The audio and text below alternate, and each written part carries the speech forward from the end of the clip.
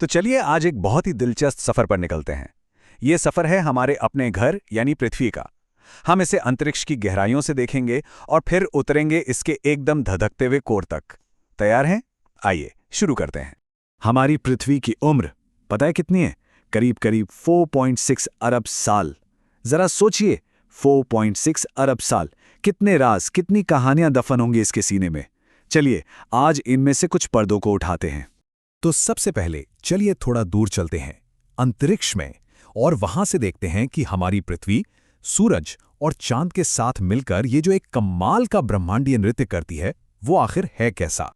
अच्छा, एक दिलचस्प बात, पृथ्वी सूरज का चक्कर एकदम गोल गोल नहीं लगाती। इसका रास्ता थोड़ा अंडाकार है। इसका मतलब ये कि साल में एक वक्त ऐसा आता है जब पृथ्वी सूरज के सबसे करीब होती है। ये होता है 3 जनवरी के आसपास, जिसे हम कहते हैं उपसौर या पेरिहीलियन। और ठीक इसका उल्टा 4 जुलाई के आसपास ये सूरज से सबसे ज्यादा दूर चली जाती है, जिसे कहते हैं अपसौर या एफिलियन। और जानते हैं, बिल्कुल यही कहानी चांद की भी है। वो भी हमारे चारों ओर घूमते हुए कभी पास आता है तो कभी दूर चला जाता है। जब वो सबसे करीब होता है ना, उसे कहते हैं उपभू या पेरिजी। और हाँ, यही वो मौका है जब हमें सुपरमून देखने को मिलता है, क्योंकि चांद थोड़ा बड़ा और ज्यादा रोशन दिखता है। और जब वो सबसे दूर होता है तो उसे कहते हैं अपभू या एपोजी। अब बात करते हैं सॉल्स्टिस की, जिसे हम अयनांत भी कहते हैं। ये साल के वो 2 खास दिन हैं जब हमें मिलता है साल का सबसे लंबा दिन और साल का सबसे छोटा दिन।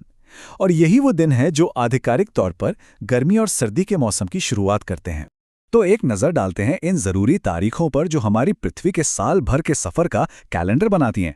3 जनवरी को उपसौर, 4 जुलाई को अपसौर, 21 जून को सबसे लंबा दिन, 22 दिसंबर को सबसे छोटा, और हाँ, 21 मार्च और 23 सितंबर को विषुव यानी इक्विनॉक्स, जब दिन और रात बिल्कुल बराबर होते हैं। यही है हमारे ग्रह का पूरा सालाना चक्र।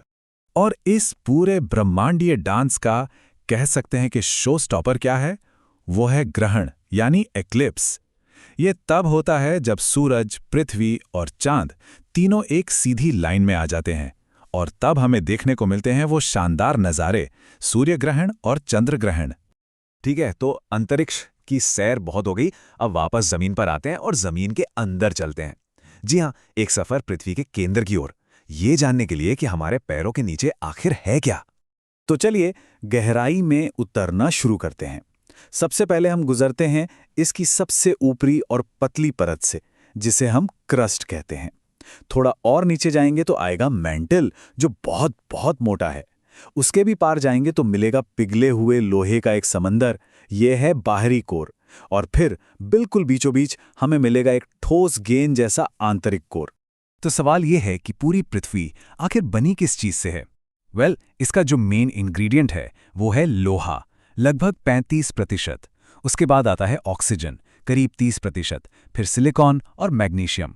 तो मोटे तौर पर यही वो तत्व हैं जिनसे हमारा पूरा ग्रह बना है। और अब जरा दिल थाम लीजिए, क्योंकि हम बात करने वाले हैं इसके केंद्र के तापमान की। ये है 6000 डिग्री सेल्सियस। जी, सही सुना, 6000 डिग्री। ये लगभग उतना ही गर्म है जितनी सूरज की सतह। है ना कमाल की बात? अब देखिए, ये जो परतें हैं ये बस एक दूसरे के ऊपर रखी नहीं है। इनके बीच में कुछ बाउंड्रीज हैं, कुछ सीमाएं। वैज्ञानिक इन्हें असंबद्धता या डिसकंटिन्यूइटीज कहते हैं। आप इन्हें चेक पॉइंट्स की तरह समझ सकते हैं। जैसे ही हम एक परत से दूसरी में जाते हैं, चट्टानों का घनत्व अचानक से बदल जाता है, जैसे कि क्रस्ट और मेंटल के बीच की मोहरोविसिक बाउंड्री। तो हमने परतें तो देख लीं, पर ये परतें बनी किससे हैं? जवाब सीधा है, चट्टानों से।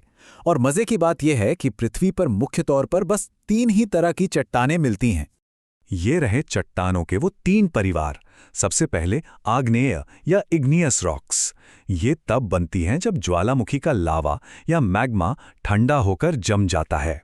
फिर है अवसादी या सेडिमेंट्री रॉक्स। सोचिए, जैसे सालों साल मिट्टी, रेत की परतें एक दूसरे पर जमती जाती हैं और दबाव से पत्थर बन जाती हैं। और आखिर में है कायांतरित या मेटामॉर्फिक। इनका तो नाम ही है कायांतरित, यानी रूप बदलना। जब किसी पुरानी चट्टान पर बहुत ज्यादा गर्मी और दबाव पड़ता है तो वो अपना रूप बदलकर एक नई चट्टान बन जाती है। चलिए, अब पृथ्वी के केंद्र की गहराइयों से निकलकर वापस सतह पर आते हैं। सफर का ये आखिरी पड़ाव है, ये समझने का कि इतने बड़े ग्लोब पर हम किसी भी जगह का सटीक पता कैसे लगाते हैं। इसके लिए हमने पूरी पृथ्वी पर एक अदृश्य जाल, एक ग्रिड बना रखा है। इस ग्रिड का पहला हिस्सा है लैटिट्यूड यानी अक्षांश। इन्हें आप ग्लोब पर बनी हुई लेटी हुई लाइनें समझ सकते हैं, जो हमें बताती हैं कि कोई भी जगह इक्वेटर यानी भूमध्य रेखा से कितनी उत्तर या दक्षिण की तरफ है।